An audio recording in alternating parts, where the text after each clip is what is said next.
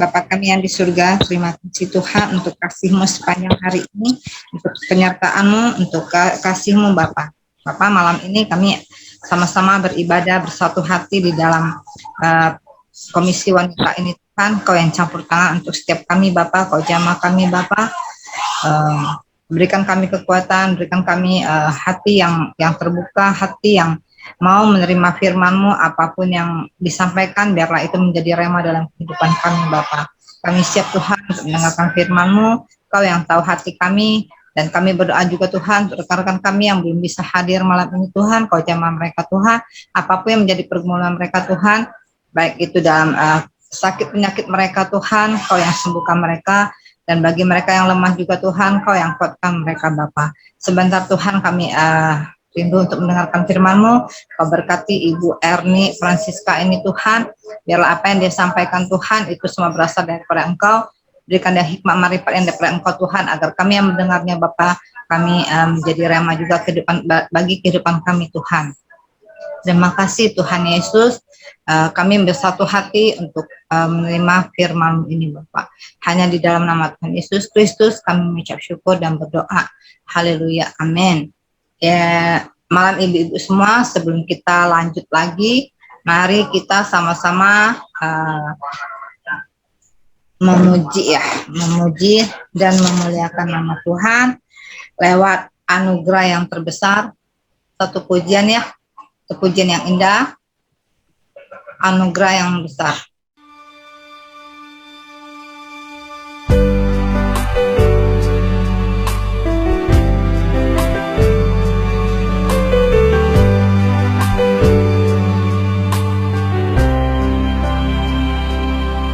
Cinta kasih terbesar itu yang Kau nyatakan saat ku jauh, Kau mendekat, Kau panggilku sahabat.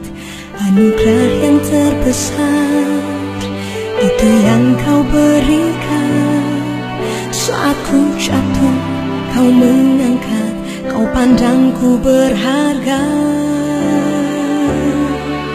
Engkau menerima diriku sepenuhnya, tiada Engkau pinta apa yang tak ku punya. Perkara terindah bagiku ya Bapa, Engkau mengasihiku sebagaimana ku ada.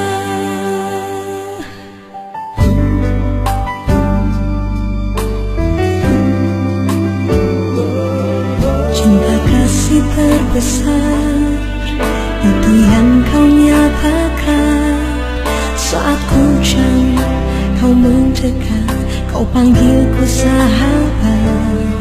Anugerah yang terbesar itu yang Kau berikan saat ku jatuh, Kau mengangkat, Kau pandangku berharga.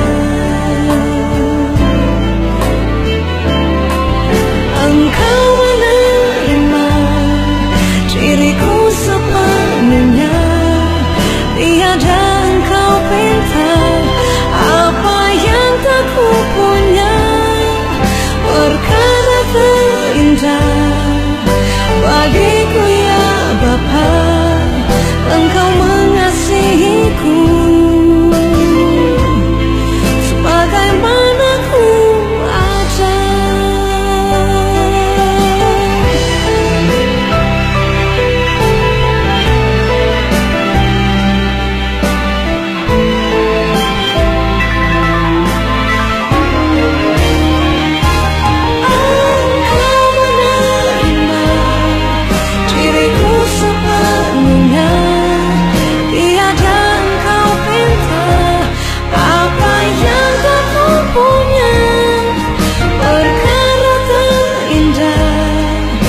Bagiku ya Bapa, Engkau mengasihiku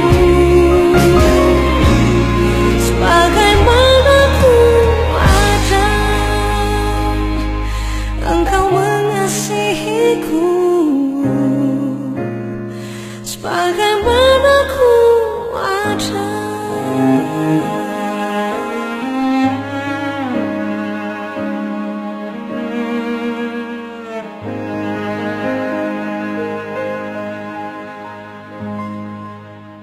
benar sekali yang pujian tadi ya. Tuhan itu menerima kita apa adanya. Dia tidak melihat rupa dan cakapnya kita, pintaran kita, tapi yang dia lihat hati kita. Untuk itu kita harus bersyukur punya Allah yang besar, punya Allah yang luar biasa. Selanjutnya kita akan melihat kreativitas daripada Ibu Cucu. Ya, mari Ibu Cucu silahkan mau buat apa dia. Kita lihat sama-sama ya, apa yang akan ditampilkan oleh Ibu Cucu melalui kreativitasnya.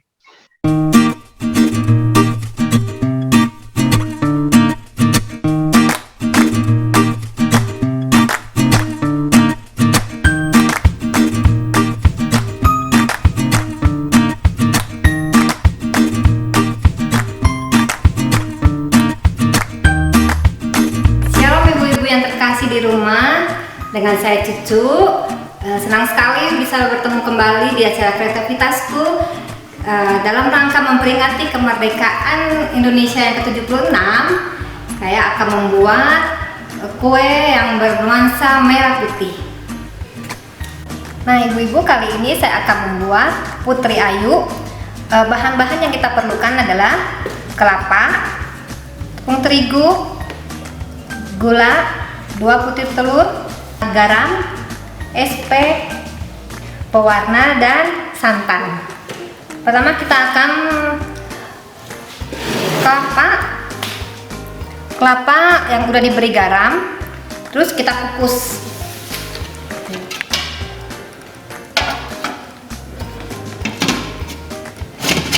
Kita kukus selama 15 menit ya ibu-ibu ya. Nah ibu-ibu, sambil menunggu kelapa dikukus, kita akan membuat adonannya. Kita masukkan gula pasir, telur,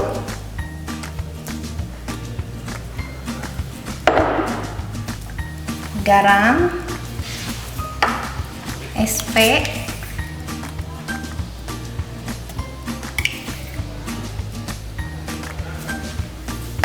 kita mixer sampai putih mengembang ya.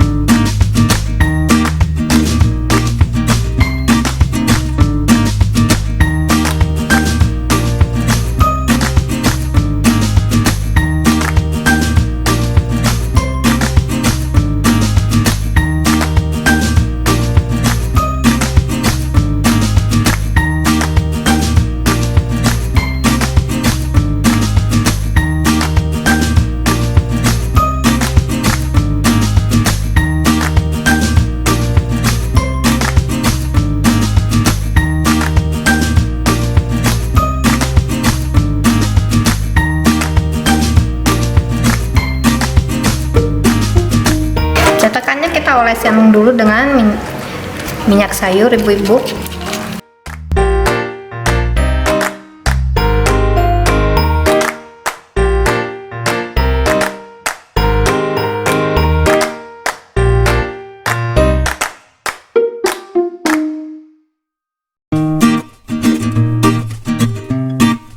Kita masukkan kelapa.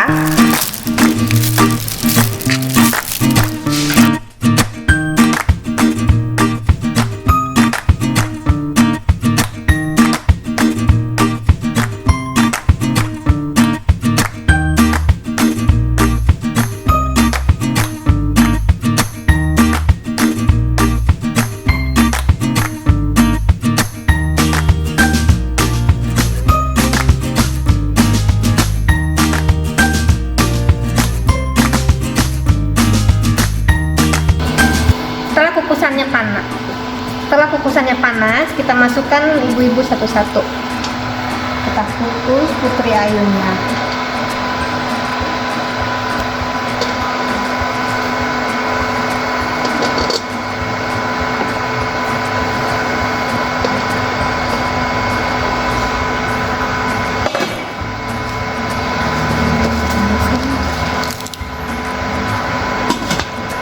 Kita kukus selama 15 menit.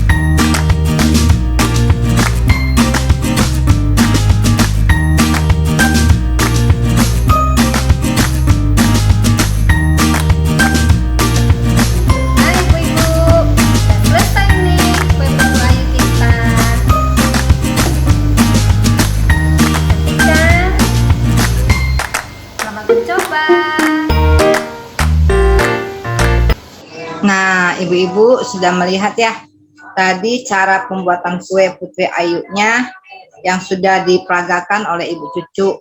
Bagus ya, warnanya merah putih, sama dengan bendera bangsa kita Indonesia. Pas dengan waktu memperingati Agustusnya kemerdekaan Indonesia. Bulan Agustus ya, tanggal 17 kemarin udah lewat. Nah, sekarang baru di cara pembuatan kuenya persis dengan bendera warnanya. Bagus sekali ya. Nah, untuk itu mari kita akan sama-sama memuji Tuhan, menyatakan bahwa kita sangat-sangat mencintai Tuhan kita melalui pujian ini.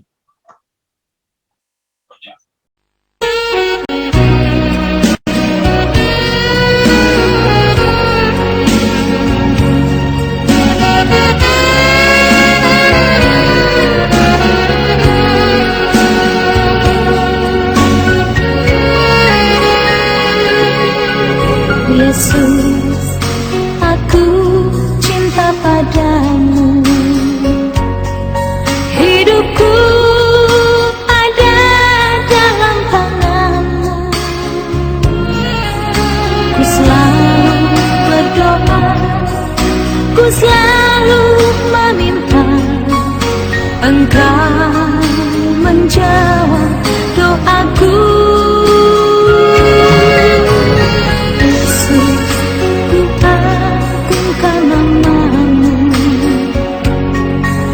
Puji ku sembah Kau selalu dalam kesusahan, dalam kelimpahan. Yesus segalanya bagiku. Badai dan gelombang menerpa kapalku. Yesus, Engkau juru mujizku. Ku takkan tenggelam, ku tak akan goyah.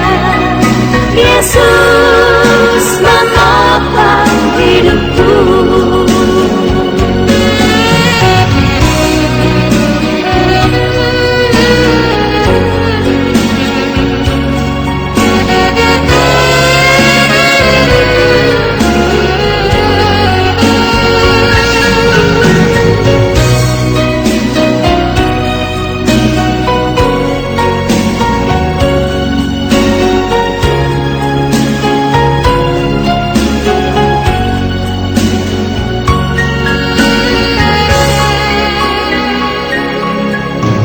Yesus, ku agungkan nama-Mu. Ku puji, ku sembah Kau selalu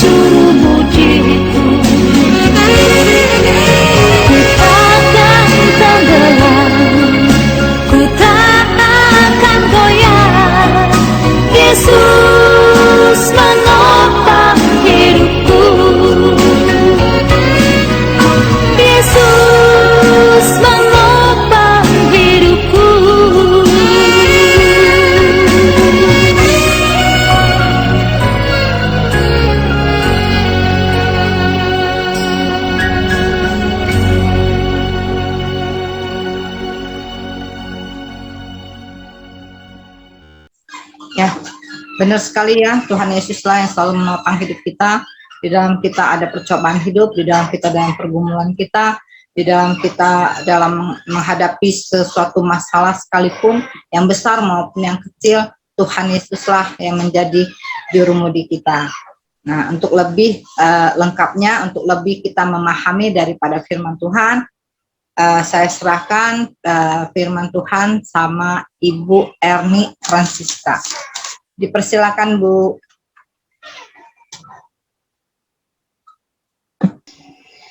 Halo, Shalom. Shalom. Selamat sore menjelang malam, saudaraku. Apa kabarnya? Sore, baik. Luar biasa. Oke, tadi saya dengarkan ya, saudara ada yang menjawab luar biasa kabarnya.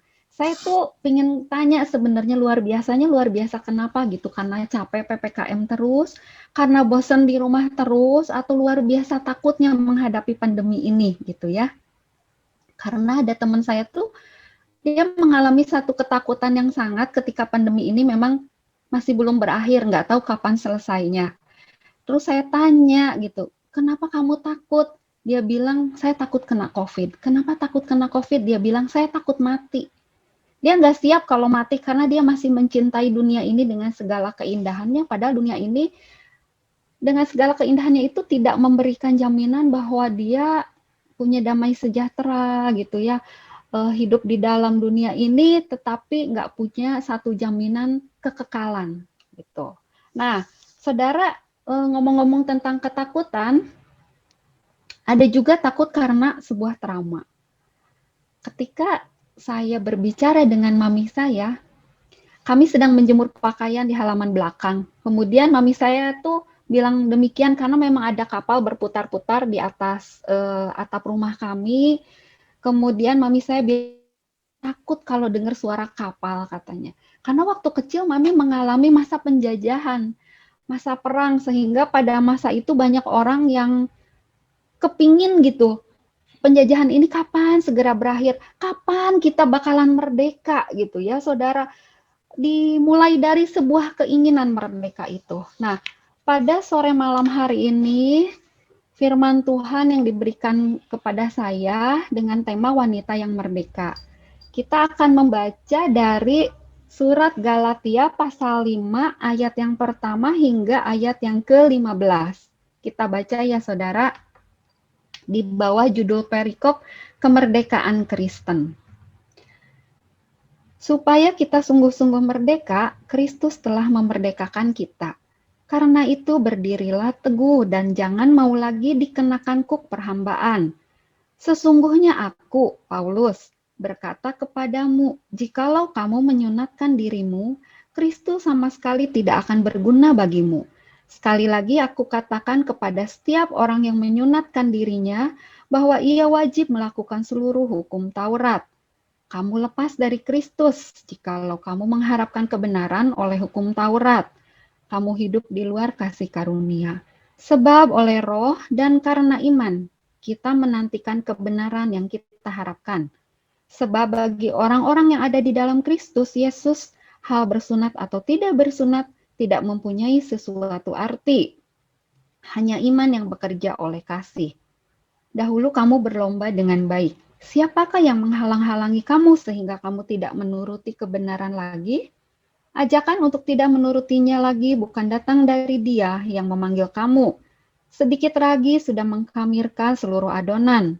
Dalam Tuhan aku yakin tentang kamu, bahwa kamu tidak mempunyai pendirian lain daripada pendirian ini. Tetapi barang siapa yang mengacaukan kamu, ia akan menanggung hukumannya.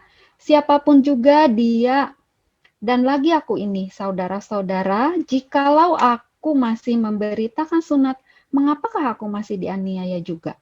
Sebab kalau demikian, salib bukan batu sandungan lagi.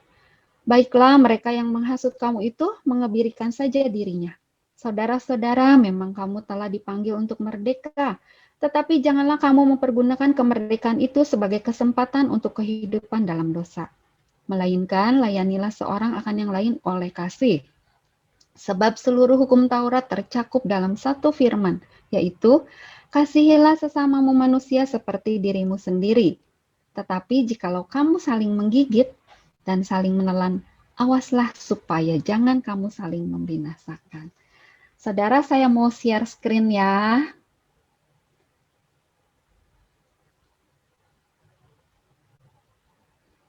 Apakah sudah nampak? Ya. Nah, saudara, saya mau tanya, di sini siapa yang sudah merasa merdeka? Atau ada yang merasa belum merdeka? Atau bingung? Kayaknya bingung deh ya. Saudara, memang seharusnya kita itu sudah merdeka karena Kristus telah memerdekakan kita ya.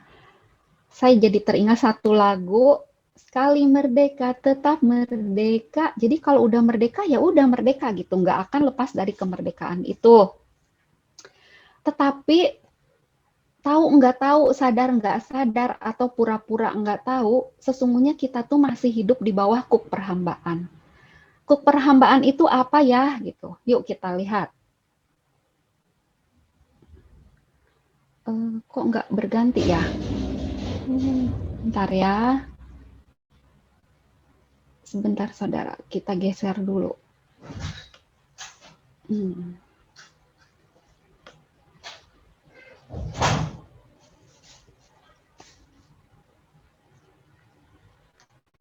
Nah, saudara, di sini saya ingin menyoroti,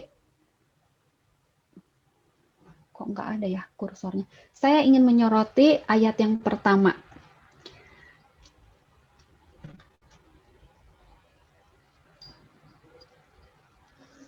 Supaya kita sungguh-sungguh merdeka, Kristus telah memerdekakan kita. Karena itu berdirilah teguh dan jangan mau lagi dikenakan kuk perhambaan. Kemarin saya lihat kamus, ternyata merdeka itu artinya bebas dari perhambaan, bebas dari penjajahan, bebas dari tuntutan seumur hidup. Sedangkan kuk artinya kayu lengkung yang dipasang di tengkuk kerbau untuk menarik bajak. Atau berarti juga beban, tetapi di dalam bahasa aslinya kukos artinya ketetapan. Sedangkan perhambaan artinya budak.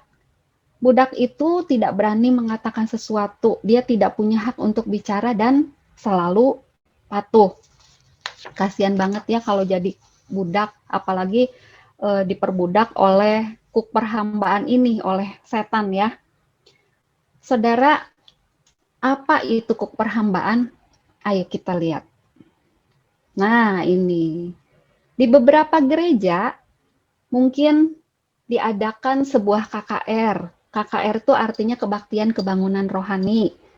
Biasanya waktunya 2 jam, tujuannya membangun rohani, menumbuhkan iman, membawa orang kembali kepada Tuhan. Dan hasilnya yang sakit jadi sembuh, yang lemah jadi kuat. Tetapi saudara, iblis juga punya kebaktian. Namanya kebaktian kejatuhan rohani. Ini mirip-mirip sedikit lah, kita jangan terkecoh ya. Waktunya sepanjang hari, tujuannya menjatuhkan rohani, menjatuhkan iman, menjauhkan diri dari Tuhan. Kemudian hasilnya yang sehat jadi sakit, yang kuat jadi lemah.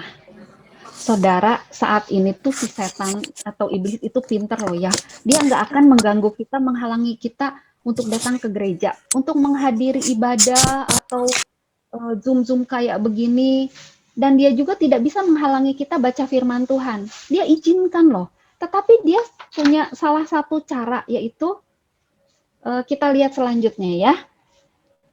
Nah, ini di Indonesia ini kan ada e-commerce ya, atau bahasa sederhananya toko online. Kita bisa membeli atau menjual barang di sini. Saya yakin ini sangat familiar buat kita ya. Ada toko oranye, ada toko hijau, ada toko biru. Nah, kita semua pasti pernah membeli barang kebutuhan sehari-hari di toko ini, apalagi kalau lagi banyak diskon ya. Nah, tetapi nih si setan nih, dia juga punya toko online. Ini saya gambar di sini, backgroundnya hitam, tulisannya S-Shop. Bukan Siska Shop ya, bukan toko Siska, ini setan shop. Dia juga punya toko online. Apa aja yang ditawarkan di toko online-nya setan? Yuk kita lihat. Saat ini saya ingin menyoroti hanya beberapa ayat yang intinya saja ya saudara ya. Nah, Di sini ternyata pada zaman dahulu Alkitab itu ditulis nggak ada pasal, nggak ada ayat, tetapi nyambung. Kemarin saya baca Galatia pasal 5 ayat 1 sampai 15 ternyata ada sambungannya. Pasal 16-nya itu ternyata sambungan dari pasal sebelumnya. Nah, inilah toko online-nya si setan ya kita baca. Menurut Rasul Paulus demikian. Maksudku ialah hiduplah oleh roh, maka kamu tidak akan menuruti keinginan daging. Setan tuh licik, saudara. Dia itu memakai kedagingan kita untuk menjauhkan kita dari Tuhan, untuk kita tidak mengalami kemerdekaan itu. Kemudian apa sih gitu? Keinginan daging itu apa? Ayat 19 di sini dikatakan bahwa perbuatan daging telah nyata, yaitu percabulan, kecemaran, hawa nafsu, penyembahan berhala, sihir, perseteruan, perselisihan, iri hati, amarah, kepentingan diri sendiri, percideraan roh pemecah, kedengkian, kemabukan, pesta pora, dan sebagainya. Seperti yang telah kubuat dahulu, bahwa barang siapa melakukan hal-hal yang demikian, ia tidak akan mendapat bagian dalam kerajaan Allah.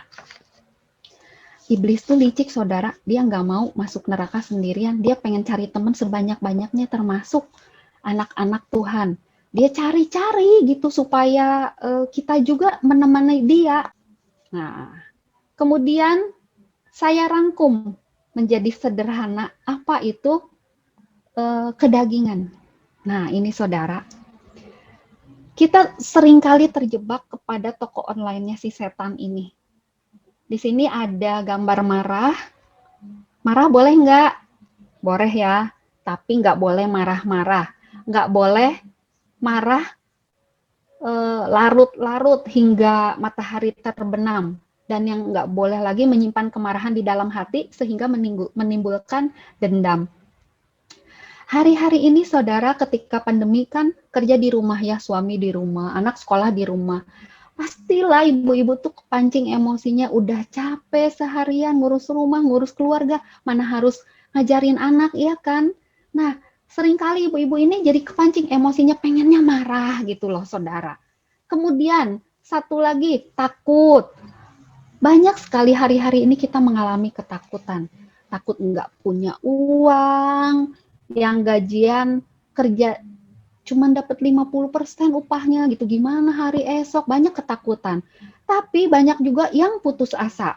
Gimana ya ini pandemi nggak berakhir, udah hopeless, Tuhan di mana? Tuhan kenapa sih kok masih lama begini? Ada lagi juga orang yang larinya ke mabuk-mabukan. Kemudian ini ada gambar emak-emak nonton sambil ngemil, badannya gendut ya. Saudara nonton boleh? Boleh. Tapi kalau nonton sampai membuang-buang waktu itu nggak boleh. Karena nonton itu bikin ketagihan saudara.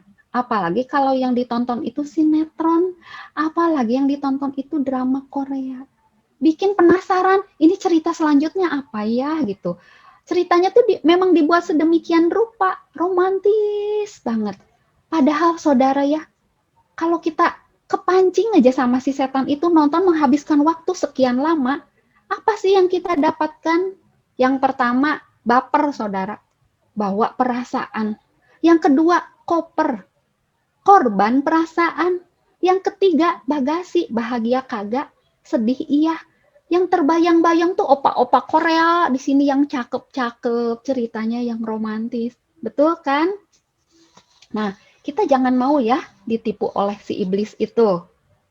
Nah, ini juga saudara, handphone itu kan telepon genggam. Jangan sampai kita itu menomor sekiankan Tuhan dibanding hal-hal yang lain. Hari-hari ini kita tuh lebih fokus kepada gadget kita. Mau nonton di gadget, ibadah di gadget, komunikasi di gadget, media sosial di gadget, semuanya di gadget. Sehingga seluruh waktu kita hampir dihabiskan dengan bergadget. Kalau pemazmur, dia mengatakan bahwa Tuhan adalah gembalaku, takkan kekurangan aku. Tapi coba saudara, sekarang gadget sudah menduduki posisi yang seharusnya kita tidak tempati. Gadget telah mengambil posisi sebagai gembala kita, saudara, sehingga nanti lagu ini jadi punah. Gadget adalah gembalaku, takkan kekurangan waktu. Ia membuat jempolku bengkak dan mataku berair. Gadget membuatku melalaikan tugasku dan kehilangan waktu, saudara, bersama Tuhan, bersama keluarga. Kita mau saat teduh juga rasanya nggak tenang gitu, ingetnya handphone. Aduh, jangan-jangan ada notifikasi ya, jangan-jangan ada pemberitahuan ya. Saudara, kalau pengen ada notifikasi, saudara jangan lihat gadget. Saudara baca firman Tuhan, di situ pasti saudara disebut-sebut sama Tuhan. Jangan takut, jangan khawatir. Terus banyak perintah-perintah yang harus dilakukan ya. Kemudian ini saudara, seringkali kita tidak mengalami kemerdekaan. Ayat pertama mengatakan bahwa Kristus telah memerdekakan kita. Tapi kita nggak mengalami kemerdekaan itu. Kenapa? Karena kita nggak memenuhi syarat. Syarat merdeka itu di sini saya tulis hanya 2 ya, supaya mempersingkat waktu. Yang pertama, jangan kita tidak merdeka karena kesalahan kita. Kesalahan kita itu yaitu kita tetap mau diperbudak sama kuk perhambaan itu. Kita nggak mau lepas dari situ. Dan yang kedua, kemerdekaan tidak akan pernah terjadi tanpa adanya keinginan untuk merdeka. Dari diri kitanya sendiri kita nggak mau merdeka, saudara. Kita masih kepengen ikut sama si setan itu. Aduh, kayaknya kalau udah marah lega gitu kayaknya. Aduh, kalau udah nonton rasanya happy, bahagia. Padahal nggak tahu gitu dampaknya nggak baik buat kita gitu ya, saudara. Satu hal yang harus kita ketahui, kemerdekaan itu tidak bisa dibatalkan. Tapi tidak bisa dibatalkan itu dari pihak Yesus yang memberi kemerdekaan itu. Kitalah saudara, kita sendiri yang membatalkan kemerdekaan itu. Dengan kita tergoda dengan bujukan-bujukan si setan. Kita lanjut ya. Nah saudara ini, untuk mengalami sesuatu yang baik dari Tuhan, untuk mengalami kemerdekaan yang dari Tuhan, ingat, ada harga yang harus dibayar. Ada daging yang harus tersalibkan. Ada perasaan yang harus dikorbankan. Bersedia nggak saudara? Kalau saudara mau merdeka, mengalami kemerdekaan itu, ayo kita alami. Tinggalkan kuk perhambaan itu. Hidup ini sementara saudara, nggak lama lagi. Nah, dalam ayat ke-13, Rasul Paulus mengatakan bahwa kita tuh dipanggil untuk merdeka, tapi jangan menyalahgunakan kemerdekaan itu. Jangan mentang-mentang kita udah merdeka, mau marah ya marah aja, mau takut ya takut aja gitu. Mau putus asa ya putus asa aja. Nggak boleh, saudara. Di sini dia menuliskan bahwa kita itu nggak boleh pakai kesempatan untuk berbuat dosa, tapi harus melayani orang lain dengan kasih. Melayani orang lain oleh kasih bisa nggak, saudara? Kesempatan hidup dalam dosa itu apa? Banyak ya, saudara, yang tadi kita udah sebutkan satu persatu, tapi itu hanya beberapa di antaranya, masih banyak lagi ya. Misalnya kita sombong. Sombong juga itu dosa, saudara. Itu membuat gambar diri ketika kita diciptakan serupa dengan Allah itu menjadi rusak. Karena kita itu mengabaikan bahwa diri kita ini benar-benar serupa dan segambar dengan Tuhan. Tapi yang ada di dalam diri kita malah kita ingin memegahkan diri. Itulah hidup dalam dosa. Kemudian, ketika kita tidak melayani orang lain dengan kasih, kita egois. Ketika suami minta kopi, nggak dilayani, bikin aja sendiri gitu. Ketika anak, mama minta ini, nanti nanggung lagi nonton. Itu tidak dapat dipungkiri, saudara, masih ada di zaman sekarang bagi anak-anak Tuhan. Dan saya berharap kita yang mengikuti ibadah ini nggak ada yang seperti ini ya, saudara. Kita harus melayani orang lain dengan kasih. Kasih itu terdapat di dalam 1 Korintus 13 ayat 4-6. Kasih itu sabar, murah hati, tidak cemburu, dan sebagainya. Apakah kita sanggup melakukan kasih? Mungkin kita nggak bisa semudah mengatakannya. Tetapi mari kita, saudara, minta pertolongan Tuhan agar di hari-hari akhir ini kita bisa melakukan firman Tuhan. Jangan hanya jadi pendengar saja. Memang kita nggak mudah sih melakukan kasih. Karena kasih itu apa yang kita lakukan, bukan apa yang kita katakan. Dan kasih itu tidak tergantung kepada perasaan. Dan kasih itu yang pasti saudara nggak ada musimnya. Di setiap waktu, di setiap saat, di setiap hari, di setiap jam kita harus melakukan kasih. Nggak ada musimnya kalau kasih. Dia harus terus berbuah. Berbuah terus. Buahnya manis? Enggak, saudara. Kadang kita berbuat kasih kepada orang, orang juga nggak merespon kasih kita, tetapi tetap ya, sebagai anak Tuhan kita harus tetap mengasihi. Amin. Lanjut. Di ayat 14. Sebab hukum Taurat tercakup dalam satu firman ini, yaitu kasihilah sesamamu manusia seperti dirimu sendiri. Saudara, gimana kita mau mengasihi diri sendiri kalau kita nggak bisa mengasihi sesama? Karena firman Tuhan mengatakan bahwa ukuran mengasihi diri tergantung itu dari bagaimana kita mengasihi sesama kita. Di sini saya membuat satu ilustrasi ya. Di sebuah pulau kehidupan, hiduplah seorang makhluk yang bernama cinta. Suatu saat, pulau ini kebanjiran. Ketika air naik sampai semata kaki, cinta ini ya oke-oke aja sih. Tapi ketika air naik sampai ke perut, mulai paniklah si cinta ini. Dia minta-minta pertolongan, tapi nggak ada yang lewat. Dia udah hopeless gitu. Kemudian datanglah sebuah perahu yang bernama kebahagiaan. Terus cinta bilang, tolong aku. Tapi perahu kebahagiaan ini dia bilang, sorry ya Cin, aku lagi bahagia, aku nggak bisa tolong kamu. Sedihlah cinta. Kemudian air naik sampai ke dadanya si cinta. Cinta tambah sedih. Kemudian minta tolong, adalah perahu lewat namanya perahu kecantikan. Cinta bilang, tolong aku dong. Tapi si perahu kecantikan ini dia bilang, sorry ya Cin, aku udah cantik. Kalau aku nolong kamu nanti aku kotor lagi. Kamu kan basah. Ya, kemudian air naik sampai di bawah hidung cinta segini. Cinta udah nggak bisa lagi ngomong, saudara. Cuman begini-begini aja. Kemudian ada perahu kekayaan lewat.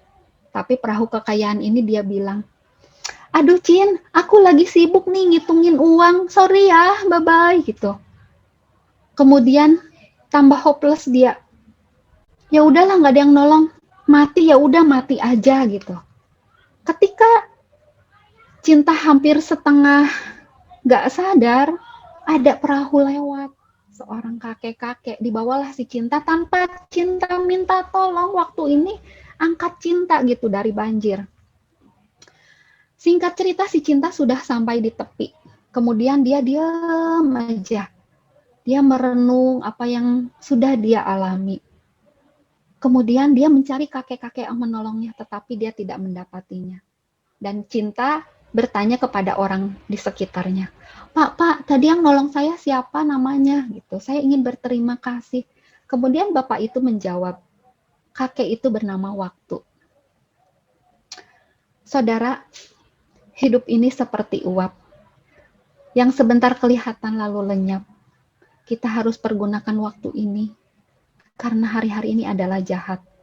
Kekayaan gak bisa nolong kita. Kecantikan gak bisa nolong kita. Bahkan kebahagiaan gak bisa nolong kita. Yang bisa nolong kita saat ini adalah waktu. Jikalau kita masih diberi waktu oleh Tuhan, yuk kita pakai waktu ini dengan sebaik-baiknya. Pemazmur mengatakan, umur manusia 70 tahun, kalau kuat 80 tahun. Tetapi kebanggaannya ialah kesukaran dan penderitaan. Saudara, sebagai ilustrasi, saya anggap umur saya sekarang 50 tahun. Jika Tuhan bilang saya mati di umur 70 tahun, berarti saya masih punya waktu 20 tahun lagi. Jika 20 tahun itu kita kategorikan berdasarkan hari, 20 dikali 365 hasilnya 7.300 hari. Tapi jika kita kategorikan berdasarkan jam, 7.300 dikali 24 sama dengan 175.200. Itu waktu yang kita punya, 175.200 jam. Apakah itu lama? Enggak, saudara. Kita mengalami waktu 1 jam demi 1 jam itu berlalunya buru-buru, berlalunya itu cepat. Enggak lama lagi. Kalau saat ini kita masih diberikan waktu Yuk pakai waktu ini dengan sebaiknya. Tinggalkan perhambaan. Alami kemerdekaan yang Tuhan sudah berikan. Sehingga pengorbanan Kristus tidak sia-sia. Ayo saudara, kita alami kemerdekaan bersama-sama. Amin. Yuk kita berdoa. Bapa di dalam kerajaan surga, Bapa yang kami kenal di dalam nama Tuhan Yesus, terima kasih Tuhan buat firman-Mu yang telah datang kepada kami. Terima kasih firman-Mu yang telah mengingatkan bahwa kami telah dimerdekakan oleh Yesus. Namun Tuhan, kemerdekaan itu telah kami sia-siakan sehingga kami tidak mengalami kemerdekaan itu. Kami sesungguhnya masih hidup dalam perhambaan. Kami menyalahgunakan kemerdekaan yang Tuhan berikan. Bapa, saat ini kami mau berkomitmen kembali agar kami Tuhan bisa mengiring Engkau dengan sepenuh hati di waktu-waktu yang masih tersisa ini. Kami tidak tahu kapan Engkau akan panggil, tapi Tuhan Roh Kudus tolong kami supaya kami bisa melawan kedagingan ini. Kami boleh menuruti keinginan Roh. Terima kasih Bapa, Engkau tolong kami supaya kami tidak menjadi pendengar, tetapi kami boleh menjadi pelaku firman. Terima kasih Tuhan, di dalam nama Tuhan Yesus kami telah berdoa. Amin. Tuhan Yesus memberkati. Ya, terima kasih Ibu Siska Francisca. Firman tadi menguatkan kita ya. Kita jadi merdeka, hamba-hamba yang merdeka, hamba-hamba yang tidak terkungkung dengan perhambaan lagi. Tapi kita benar-benar merdeka dalam Tuhan. Selanjutnya ada pengumuman Kak.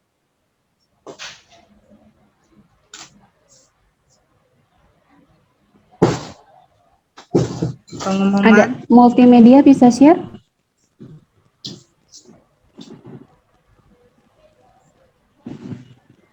Oke, sambil menunggu multimedia share untuk pengumuman, saya mengucapkan selamat bergabung untuk ibu-ibu yang baru pertama kali bisa bergabung dalam Persekutuan Komisi Wanita Kalam Hidup.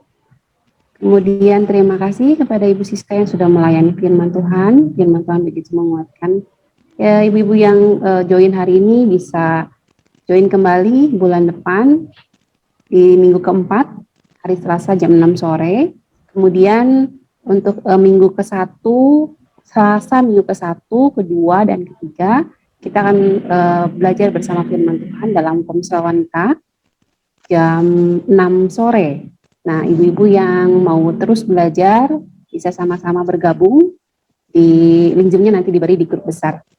Oke, multimedia bisa share? Ya, ini Oke, silakan Ibu Acan.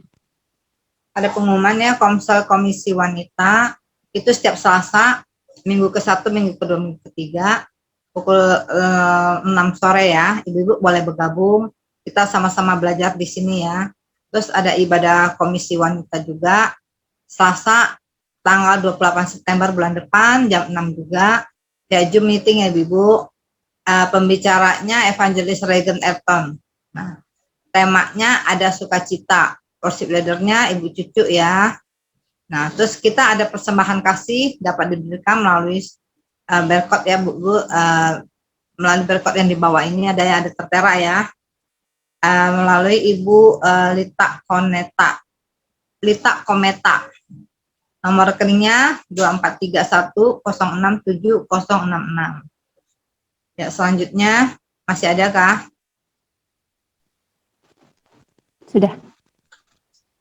Sudah ya. Nah, selanjutnya akan doa penutup ya. Doa penutup saya serahkan ke Ibu Evangelis Valen ya. Doa penutup sama nanti pada foto bersama ya. Foto bersama siapa yang motoin? Petris ya? Iya Bu. Saya. Oke, ya mari Ibu kita akan sama-sama untuk persekutuan malam ini. Mari kita akan bersama. Bapak terima kasih, sekali lagi kami bersyukur kalau kami masih ada sampai saat ini, itu adalah anugerah Tuhan. Sedangkan di luar sana, di tengah-tengah pandemi, kami menghadapi banyak beban, masalah, ketakutan, kekhawatiran. Tetapi kalau kami masih ada sampai saat ini, ingatkan kami karena itu adalah anugerah dari Tuhan. Karena itu Tuhan ajar kami untuk terus datang ke hadapan Tuhan. Sama seperti firman Tuhan mengingatkan kami Tuhan, bahwa kami sebenarnya adalah orang yang merdeka, karena kami sekalipun ada ketakutan, ada kekhawatiran, tetapi Tuhan sudah memerdekakan kami. Tuhan sudah melepaskan kami dari segala belenggu dosa, belenggu ketakutan. Karena itu kami bisa percaya penuh kepada Tuhan.